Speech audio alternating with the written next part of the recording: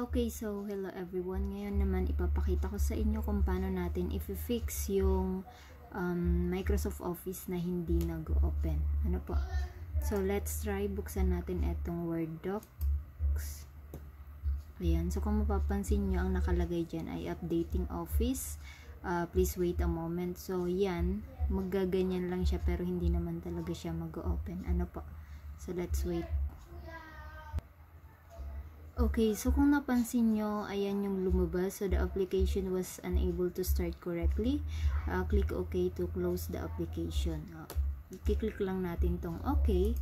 Then, all we need to do is punta tayo ng Regedit. Ano po? So, i-type muna natin dito yung run. Ayan. I-click natin tong run. Then, ayan, nakatype na Regedit, R-E-G-E-D-I-T. I-click lang natin yung OK. Yes lang natin ito. So, una natin gagawin, pagdating dito sa Regedit, i-click lang natin itong local machine. Double click nyo. Then, punta kayo dito sa software. And then, after that, dito naman kayo sa, hanapin nyo lang yung Microsoft na Word. And then, pagdating dyan sa Microsoft, baba ulit kayo. Hanapin nyo naman yung ito, Windows NT, and then current version. Pagdating sa current version, dito na naman kayo sa, ayan, dito kayo sa software protection platform.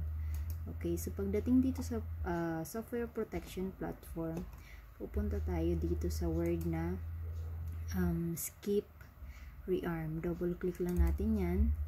Bakit tayo pumunta dito? Kasi ilang beses ko na itong nireset. Ano po? So, lagi siyang nagsi-zero. So, gagawin lang natin, maglalagay lang tayo ng 1. And then, click OK. Then, i-close na natin ito. Okay. And then, pupunta tayo ngayon ng CMD. Ano po? So, ito, madalas ko itong ginagawa kapag nakikita ko dito sa lower part ng aking, ayan, kagaya niyan, nakalagay na naman siya, this copy of Windows is not genuine. So, ginagamit ko din siya para mawala itong word na ito. Ano po? But, it's okay kung nalabas yun, wala namang problema.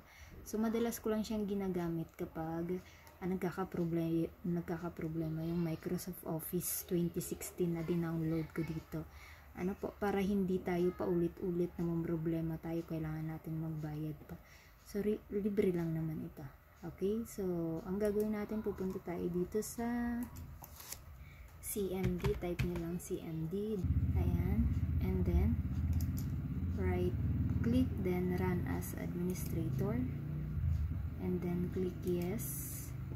And then, type nyo lang po ay SLMGR space dash REARM. Then, kapag na-type nyo na, click nyo lang ay enter. Okay. So, kung mapapansin nyo, ang lumabas dyan ay command completed successfully. And then, please restart the system of the changes to take effect. Okay. Click lang natin yung okay. Then, i-close lang natin to. Then, let's try to restart the computer. Ano po? So, i-close muna natin sila. I-close lang muna natin yung mga naka-open para mas mabilis. Okay, so hintayin lang natin mag-open ulit siya. Ano po? Okay, so habang hinihintay natin siya, ipapaalala ko lang na pagdating dun sa CMD, dapat i-run nyo siya as administrator. Hindi nyo pwedeng i-click lang yung CMD basta-basta or i-enter lang nyo kapag nakita nyo na yung CMD kasi hindi po mag-work yung gagawin natin. Ano po? Okay, so let's try to open this kung gumagana na nga siya. Okay, so ayan, gumana na siya, starting na siya. So, ganyan lang po ang gagawin niyo every time na magkakaroon ng problema yung Microsoft Office na dinownload. Okay, so, pwede na ulit natin siyang magamit. So, hindi nyo na kailangan maghanap ng bagong Microsoft Office para lang i-download and then i-install, then download ulit. Ano po, so ganyan lang. Okay, Thank you so much.